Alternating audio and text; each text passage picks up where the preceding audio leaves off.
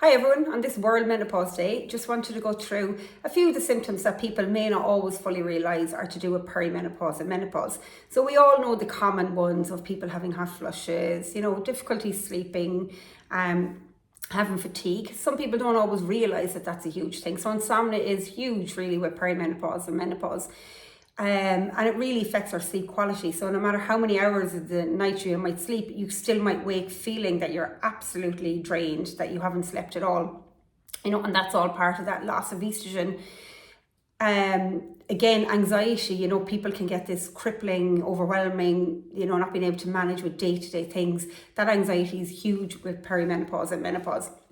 Some other symptoms then that people may not realise, might be cardiac. So people may get little heart flutters, palpitations, high blood pressure. And I suppose Western medicine can be a little bit understandably nervous to prescribe HRT with somebody with high blood pressure, but historically HRT was prescribed as a preventative measure for people at risk of heart disease.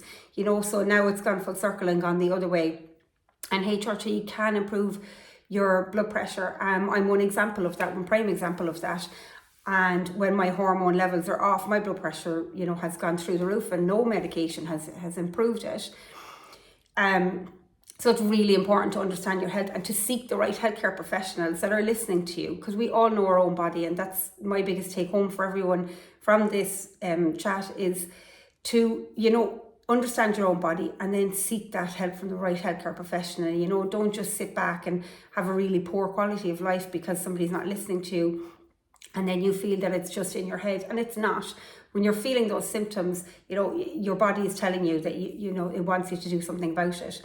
So I suppose the other thing is that, yes, diet is really important. Diet and lifestyle is really important, no matter whether you're on any kind of treatments, prescribed treatments or not. So it's really important to eat our phytoestrogens like chickpeas and beans and broccoli, carrots, flax seeds, linseeds, all of these phytoestrogen foods. And it's really important to look after our gut health, because if our gut's not functioning properly, the rest of our body will find it difficult to maintain itself. So it's really important, your gut health, your pre and probiotic, your fermented foods, to try and keep your microbiome healthy, that good gut bacteria.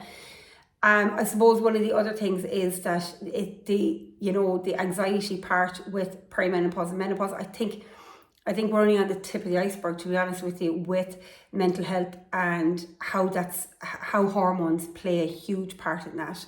And I think that's something we're going to see a lot coming down the lines. It's something I see a lot in my clinics every day. And it's hard because there aren't a lot of services out there to try and get people referred into. And then equally, there are blocks when they're meeting certain professionals and they're not always being listened to. But I think everyone needs to be more open about how hormones are massively affecting mental health, and it's something we really need to zone in on. The other thing that I just wanted to mention was about preventative health with perimenopause and menopause. And some people might not get very bad symptoms, or they may not feel they're getting any. Sometimes they have symptoms and they don't realise that they're related to perimenopause, menopause. But think about it in this sense, like if you knew you were osteopenic, you had a DEXA scan done, you were osteopenic, and you started on HRT, it improved that. So you're no longer going to go down that road with osteoporosis. You're trying to prevent, rather than ending up with osteoporosis as such.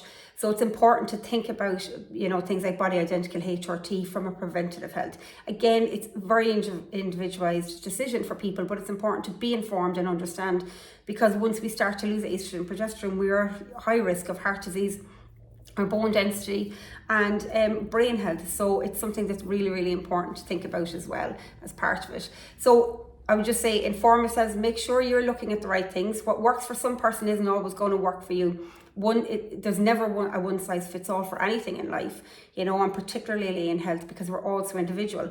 So keep your little diaries of your days of your cycle, how you're feeling, if you're doing your blood pressure measurements or whatever that may be, and the foods you eat, because when you do go to a healthcare professional, that's what's going to really, really guide treatment, because for perimenopause and menopause, really a lot of it is to do with it's symptom led, So just, your own health, your own body, seek out the right people, and just get to know your body so that you are armed with all the information when you're going to see people.